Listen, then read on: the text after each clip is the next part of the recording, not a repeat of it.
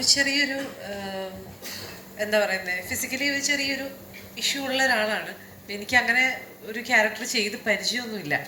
ഇപ്പോൾ ഒരു ദിവസം കഥ പറയില്ല.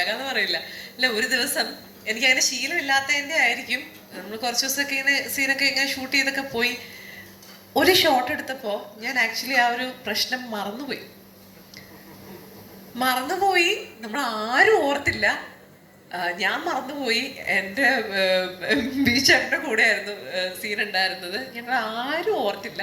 പിറ്റേ ദിവസം എന്തോ ഇങ്ങനെ ചായയൊക്കെ കുടിച്ചിങ്ങനെ വർത്താനൊക്കെ പറഞ്ഞുകൊണ്ടിരുന്നപ്പോൾ ബീച്ചേട്ടൻ, എടി നീ ഇന്നലെ ആ കാര്യം ചെയ്തായിരുന്നോ?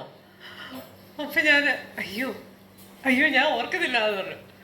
അപ്പോൾ ഉടനെ എഡിറ്ററെ വിളിച്ച് ചെക്ക് ചെയ്ത് നോക്കിയപ്പോൾ സംഭവം ചെയ്തിട്ടില്ല.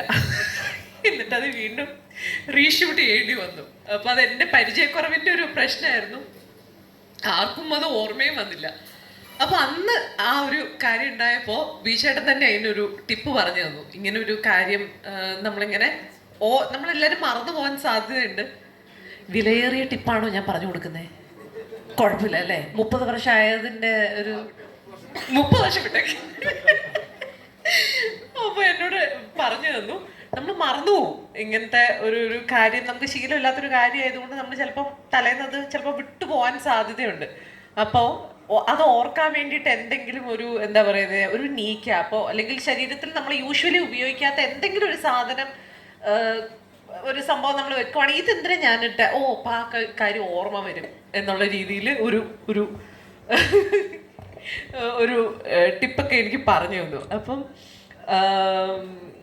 പിന്നെന്താ പറയുന്നത്, ഇതെനിക്കൊരു ലേണിംഗ് എക്സ്പീരിയൻസ് തന്നെയായിരുന്നു എല്ലാം കൊണ്ടും.